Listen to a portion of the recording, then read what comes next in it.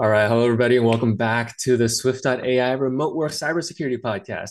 Very excited to introduce our guest here today. Nicole, would you like to introduce yourself? Sure, it's a pleasure to be with you, Jeremy.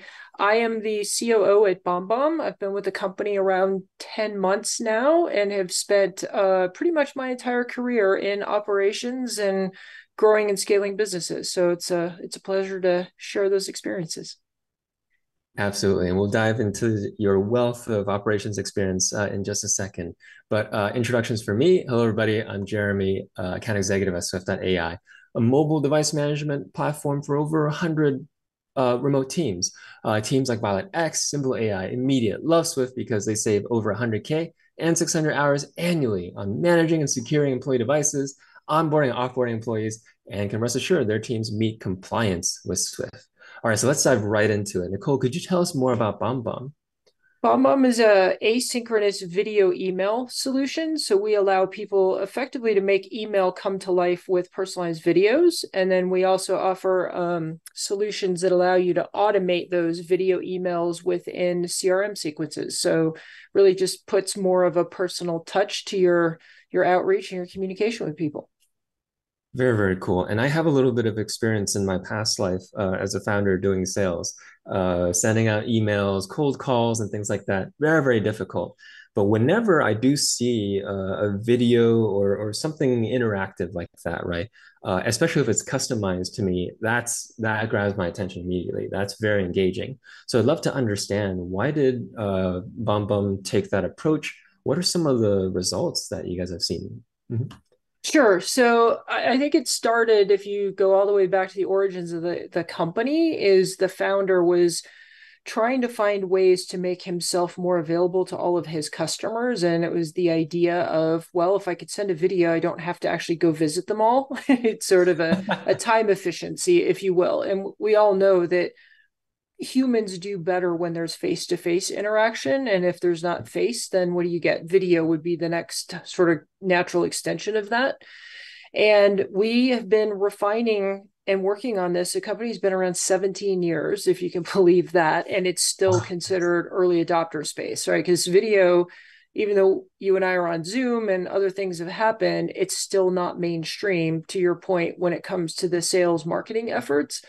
Um, and we found that when we start to work directly with a lot of our customers, we're seeing anywhere from, email open rates going from like 21% to 37%, for instance. Wow. Conversion rates going up to, in some cases, 60%, depending, just because of A, it's unique, B, it's personal. People are intrigued, they're more apt to pay attention to it. And if you can get that in a one-to-one video, as you start to move those things into more of the automated sequence, we expect to see those numbers go up even higher. Interesting. And that makes a lot of sense. I'd love to understand what's your customer persona? What are your clients and customers and partners look like? Is there a particular industry that you work with? Do you work with startups, medium, large businesses? What is the whole ecosystem around Sure. BombBomb look like? No, it's a great Yeah. question, because as you can imagine, if you think about video and communication, that's pretty much everyone on the planet.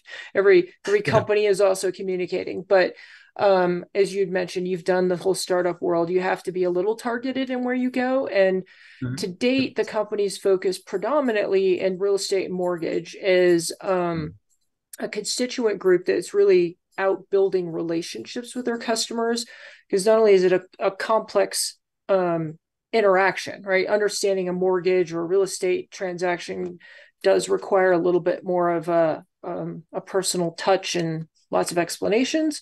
But it also helps them through the customer journey of repeat behavior. Generally speaking, you get to know someone when it comes time to buy maybe the second home. You might call back the person, especially if they've stayed in touch with you and you know who they are and they've maintained that relationship.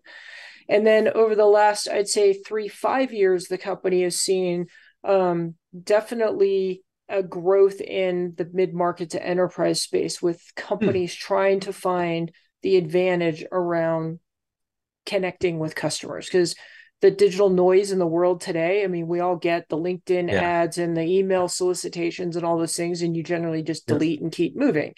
Yep. If something shows up that's a little unique and different, snags your attention, higher likelihood of engagement, and hopefully the conversion on the other end. To your question about industries, real estate and mortgage are our bread and Mhm. butter. We definitely do a lot in home builders and construction. We've seen Yeah. lots of success in higher education and automotive, for instance.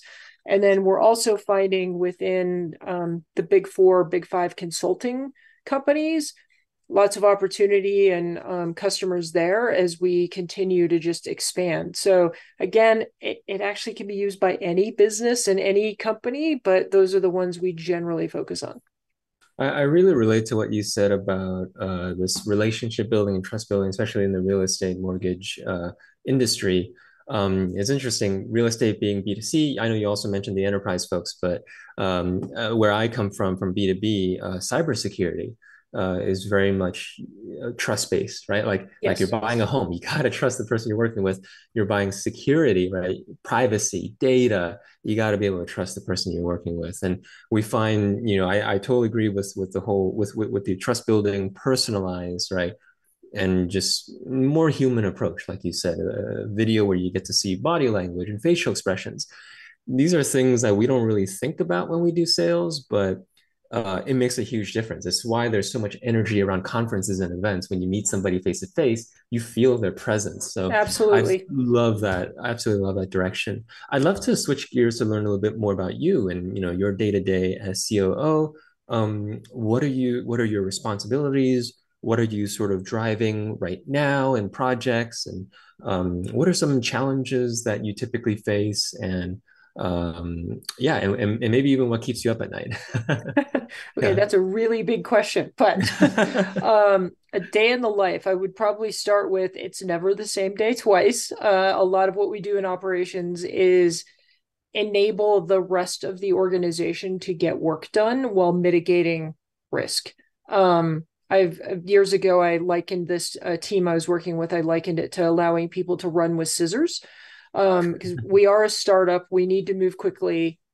There's pivots and changes, and every day you learn something new. Um, so I can generally spend my day either doing calendared meetings, pipeline review, lead quality, staff meeting, the general stuff you'd see in any organization, to for instance, today alone, I was helping negotiate and close a contract with a customer, dealing with Wow. outside counsel. Other days it could be negotiating our new employee benefits on a particular day, right? As we're, especially now we're heading into open enrollment season, it's the time that we have to go start paying attention to all of those things. So Hmm. there really isn't a day for day that's exactly the same, which is also part of why I like that particular role. And then if I look at my specific opportunities here at BombBomb, it really is about getting foundations for scaling. So the company is going through a bit of a transformation and really looking at how to we take video and make it more mainstream. So you don't see as many people who are like, oh, I've never seen that before. And really being able to take this product out to all the various customers that can benefit from a more personalized interaction. And that can range from defining internal process flows, what's a customer journey, and helping sitting with teams to understand that. What does the billing team need to understand? What does the tool need to do so we can capture the right data and get an invoice out and get paid on time?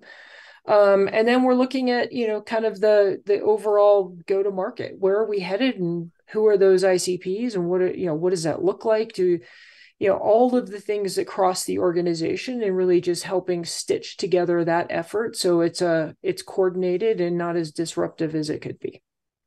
Wow. And Nicole, you might as well be the CEO. You literally mentioned everything, every category of work you could Yeah, possibly do. But I love how you put operations as a team enablement, right? Enabling a team of very talented people to perform at their best and clear off all the roadblocks and pave a path for them.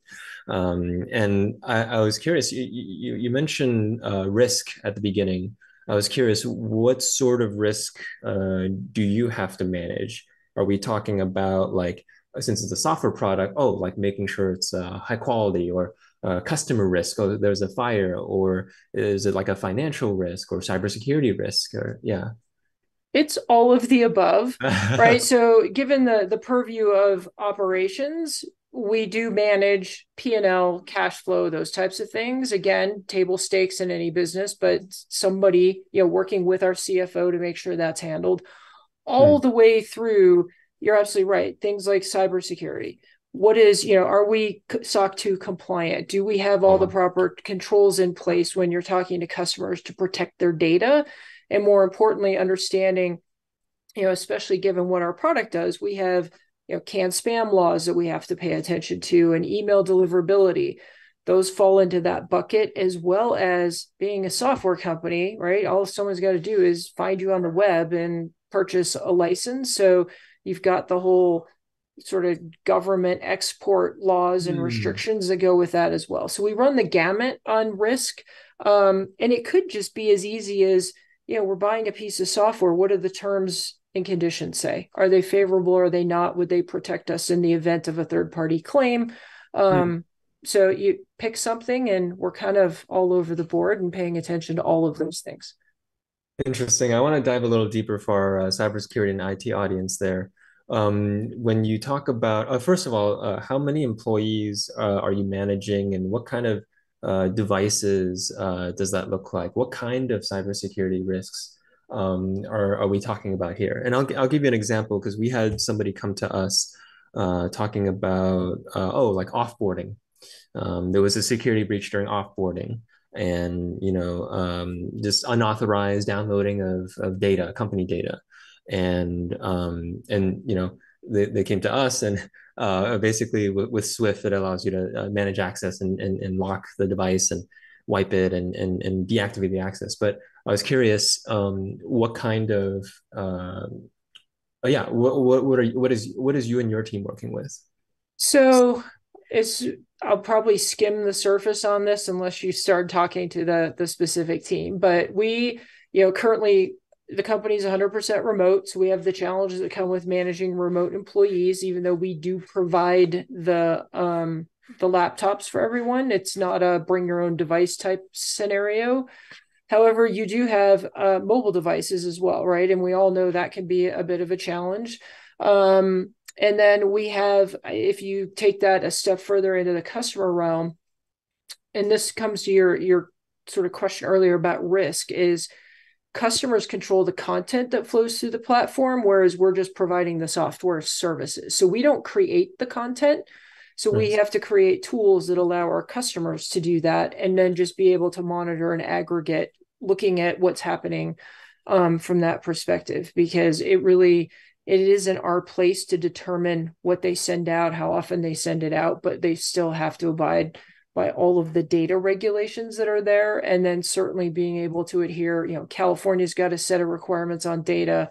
GDPR came in place a number of years ago, and just staying on top. So we do have a security team that pays attention to these things and make sure we're managing, whether it's two-factor authentication through all of Oh yeah. our platforms, encryption of data, especially when you look at credit cards, how we manage PII. So all of those things play in. um, hopefully that gets at the heart of your question. Yeah. No, and last follow-up before we move on to the other another side of operations, which was do you do that manually, or do you use some sort of software to manage PII, two-factor authentication, encryption, things like that? It's a combination. Honestly, I think, again, I would probably refer you in for the specifics to our team, Mhm. but they're definitely using a host of tools on the back end to be more efficient with what they do, so we don't have to keep hiring people, frankly, Right. into those positions. Um, yeah, I'm trying to think, like, all of our password management MFA is all done through a set of software tools that we deploy. And then I'm sure all of our backend data encryption is also not a manual process, as you know. Hmm. Yeah, I think that's one of the biggest differences between in-person offices and like remote teams like yours and ours.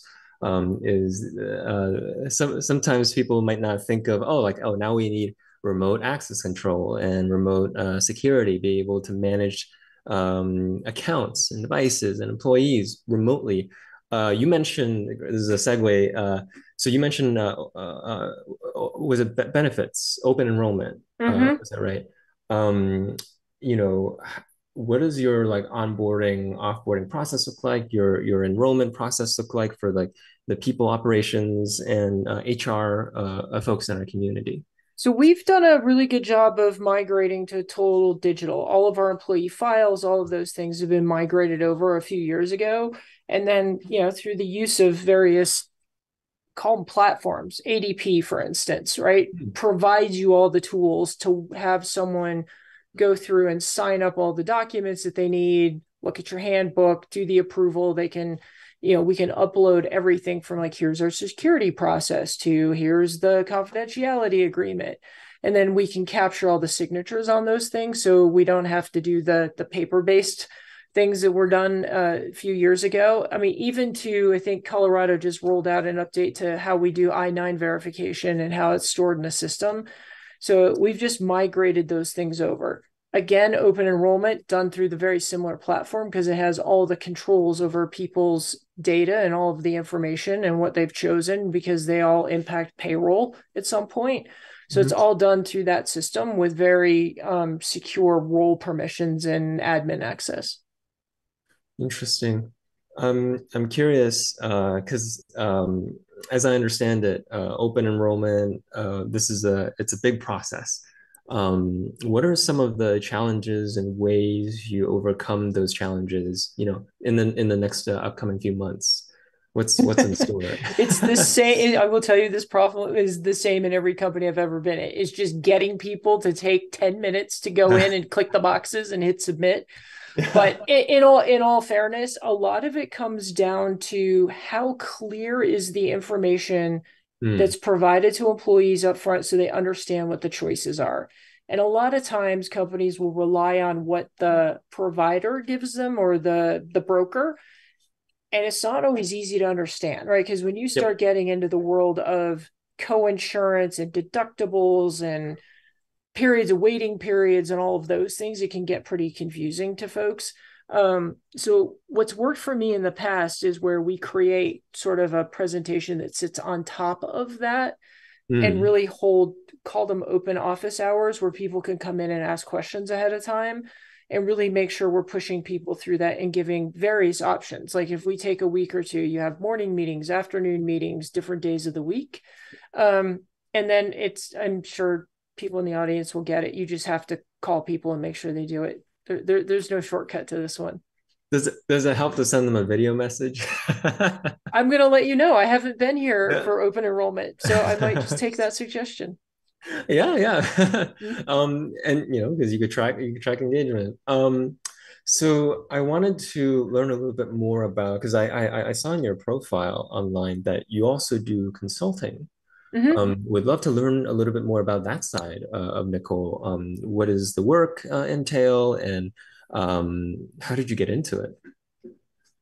It's how I got into it. I probably don't have a great answer other than by accident. And Yeah. it was, generally that happens to most people that get into that line of work is somebody asks for help. It goes past the point of, okay, I'll buy you lunch or coffee.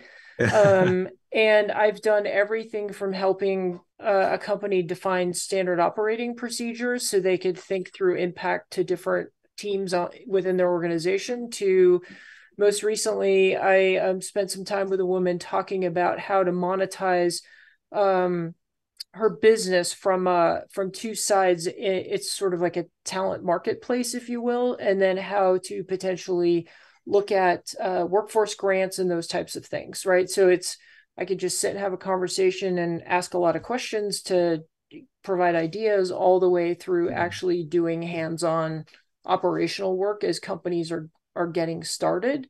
Because a lot of times they don't bring in an operations person Yeah. until they've gotten to the right size, not only by headcount, but by revenue. And generally by that point, they've developed some bad habits. And you're coming in and trying to help unwind some of those and put them on the right path.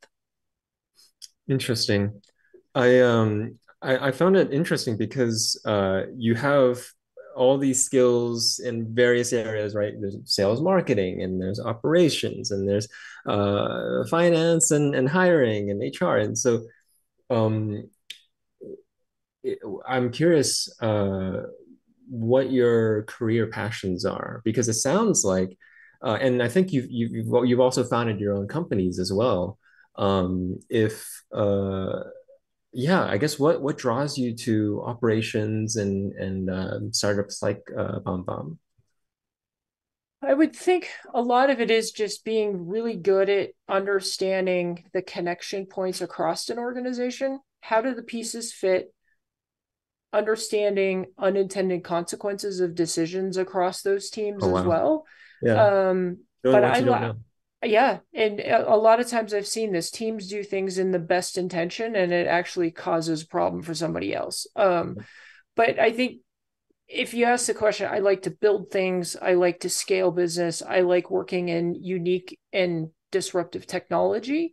So even though the career path has been everything from a network type company, high speed internet, through to digital agencies, into SaaS and multiple other types of industries, the foundation and the principles of operations don't change, right? You're Did you still get in trying to run an efficient business and find a way to make things repeatable and consistent.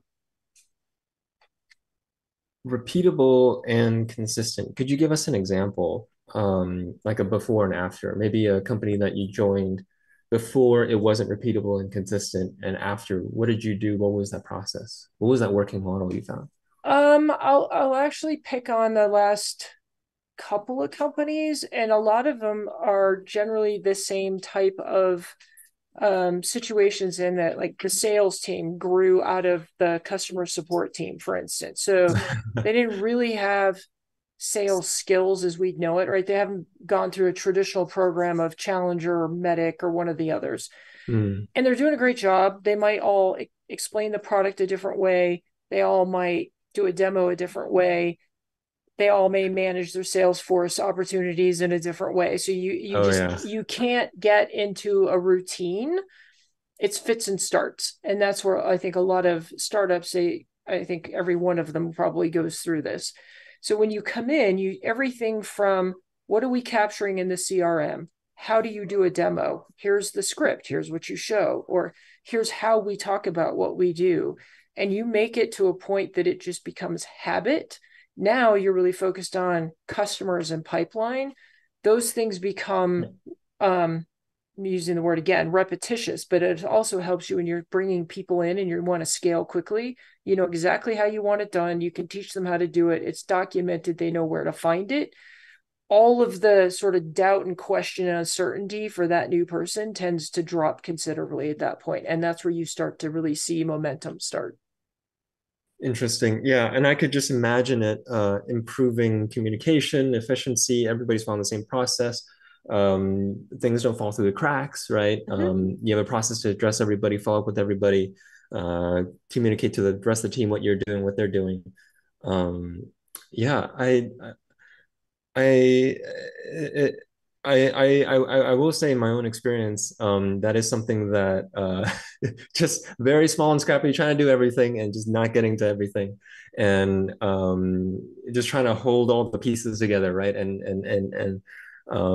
But yeah, I totally agree. Having a process like that is extremely important. I wanted to ask earlier, how did you get into operations originally? Because you have this wealth of experience and this you've been growing your operations career path just it's looked like throughout your entire career. How did you get into it and what made you stay, like personally? I probably got here by accident. Yeah. So, definitely, going through school, I worked at the cable company. I was a customer service representative, the person who picked up and answered the phone. Amazing place for learning and the beginnings of the customer service and what's now customer success. And I remember making a distinct decision that I know didn't want to be in a call center for my entire career. And I made a jump and it changed companies and really just started to put myself in places where I was doing things like project management, Hmm. overseeing some international launches when I worked for At Home Network, for instance. And it allowed me to start to really get the picture of how the pieces fit together. So each of the functional areas. And part of that is if you think about a lot of companies today, all of those things will come to roost in your CS team and your support teams if not handled properly, because customers will Yeah. be unhappy and they're going to call you. And I've lived that world, and I've carried that with me. And as I've just literally have made decisions on positions that I've taken, it continues to broaden the purview or add to the toolbox. Right, I made a decision to go to a digital agency because I wanted P&L management, for instance. Right, Hmm. you go, and it was also a brand new industry. It was in professional services, had done that, but I learned all things around contracts, negotiation, resource management, how to quickly hire, create flex in teams. So a lot, I would say, once I sort of started the path, then it became very purposeful decisions around which parts of those I like. The thing that Hmm. stayed consistent is the disruptive technology of the company itself. Hmm.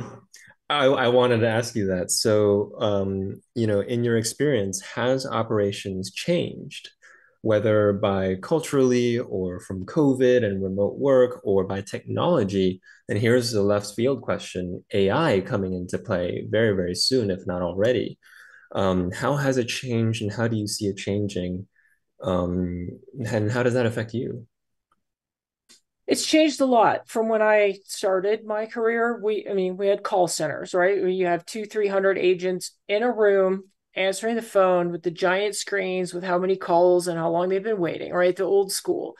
Um, and then over time, even call centers have gone remote with remote phone switching software. For instance, you didn't have to have all this elaborate phone gear any longer. It was managed through software, which allowed things like the late night 1-800 Hmm. infomercial stuff. You could call, you were most likely talking to a person at home, no longer in a call center. And then you have advent of chat, right? Email and chat became more mainstream, which allowed for greater efficiency. And then even the phone tree routing, so you didn't always have to talk to a person. So you can see the evolution of these things driving towards efficiency. I think the balancing act for most companies is how do you keep the person in the relationship in that conversation while you're trying to drive the efficiency. And there's companies I think that do it very well, and there are companies that do it very poorly, right? And you never get to talk to a person. And Oh, then I see. most recently, for what we're doing, you now have video that can be in the mix, which brings back a little bit more of that personal touch. And when you think about communication being 70% nonverbal, Mhm. makes a lot of sense. Um, but it does pose challenges, especially to your question of AI. Are you talking to a person or not? Is the video real or not? And that is definitely something we're discussing as a company, because there's ways that you can certify it's human, but then there's benefits of AI. For Yep. instance, a Yep. lot of companies run chat bots to try and get quick hit questions out of the way, which then allows you to have a smaller team to really handle the customers who you need to speak with. So I think it's a balancing act for all of us. How do you find the right balance of the efficiency with the person? And I think we all just keep learning how to walk that line. Hmm. Yeah, thank you for that breakdown. And it's amazing to see how much things have changed.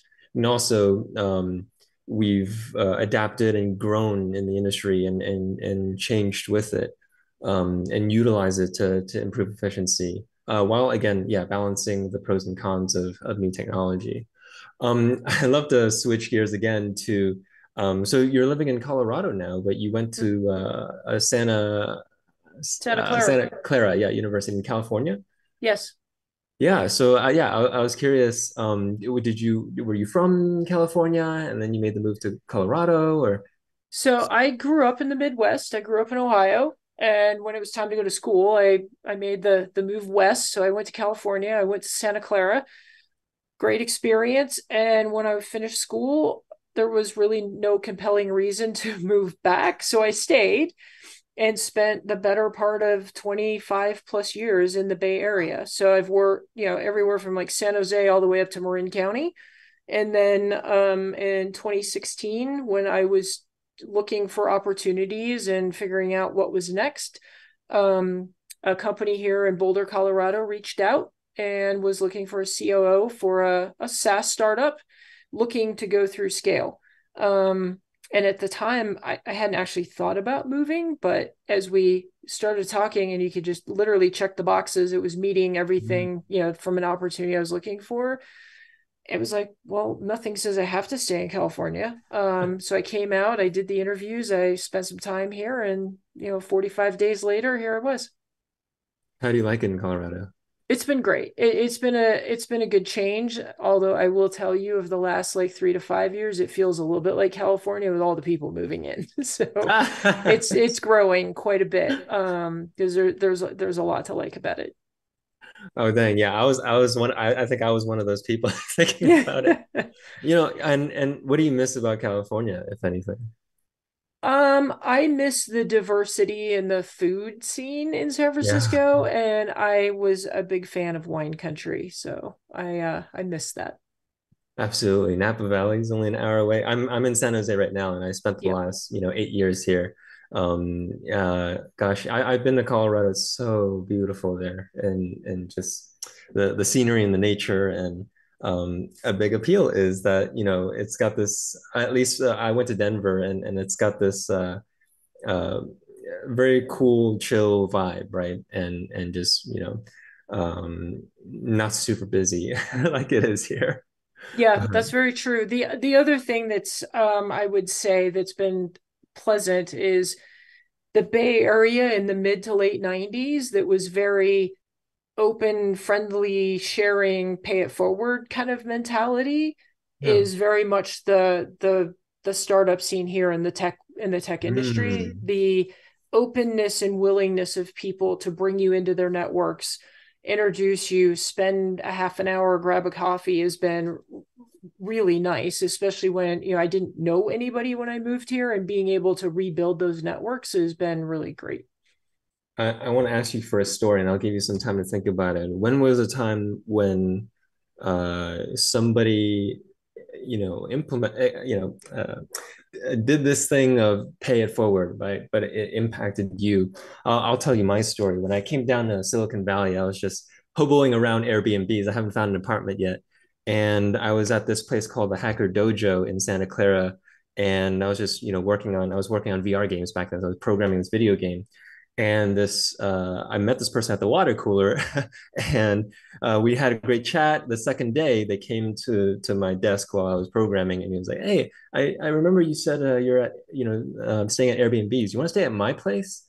And they're an ER doctor at Stanford, and they have a 6-person family in this house near Palo Alto, and they let me stay there for 2 weeks while I was apartment hunting, and that I'd never experienced something like that before. Just total stranger, second day meeting, and and actually later that person got me into YC, this startup accelerator program. So it's crazy that I just absolutely love it. I totally believe in it. I try to um, be that person that they were for me Mm-hmm. as well. But yeah, I'd love to hear your story. I think the most recent one from when I was in Colorado is I met a woman who runs the Blackstone Entrepreneurs Network here. And she actually, I got introduced to her when I was at my last organization, and we were thinking about potentially joining as an organization, but the company was going through a bunch of transition. And we were having coffee, and she literally was like, forget that. Let's talk about what's next for you. And I think within a week, I had multiple introductions to people that could potentially be paths forward for me Wow. personally, instead of just trying to close a deal. It is one of those that comes to mind. The other, there's actually been a few since I've been here, is the woman that is the CEO of the Colorado Tech Association. I happened to meet her through some acquaintances. Again, small community, found a way to get me invited to a women's networking group that was invite only. And she didn't know me yet, Oh, but wow. she was like, come on into the circle. And that has been great from not only recruiting, hiring, just great Oh, group of wow. women. Um, there's just no hesitancy. So I hear what you're saying. And yeah, when you meet people like that, it almost makes you take a step back because most people aren't like that anymore. Right. So it becomes memorable because it's rare. It's also life changing, and yeah, they didn't have to do it, you know, they didn't Exactly. have to do that, and they did it, and it gives me hope. Yeah. Well, as we're wrapping up our podcast here, the last question is, well, let me sum it up real quick. So thank you so much for sharing your wealth of experience, the really cool stuff you're doing at your company, and also shedding some light in terms of your day to day and what you do, how you do it, working models, processes, teaching us about the things that you've learned, and also sharing, your personal stories with us. The last question is, who should reach out to you, and what's the best way to reach you? That's a great question. Who should reach out to me? I guess anybody who wants to talk about operations and how to scale a business. Always happy to share stories. Um, and then, even founder CEO types that are struggling with what do I do next? That's probably, I've done a lot of work with founder CEOs. And then to get in touch with me, I guess drop me an email, nacraine@gmail.com or nicole.craine@bombbomb.com. Either of those works.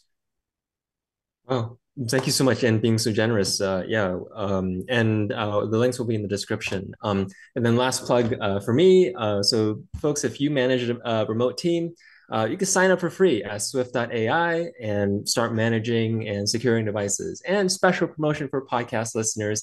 If you want to manage up to 100 or more employees, let us know you came from the podcast, that you like Swift. We'll give you 20% off the upgrade. And if you know somebody who could use a device management and security solution, refer us and get $100 referral bonus. All right. And that's the end of the podcast. Thank you so much. It's been a pleasure speaking with you today, Nicole. Same here. Thank you, Jeremy. Yes. Thank you, everybody, and see you all next time.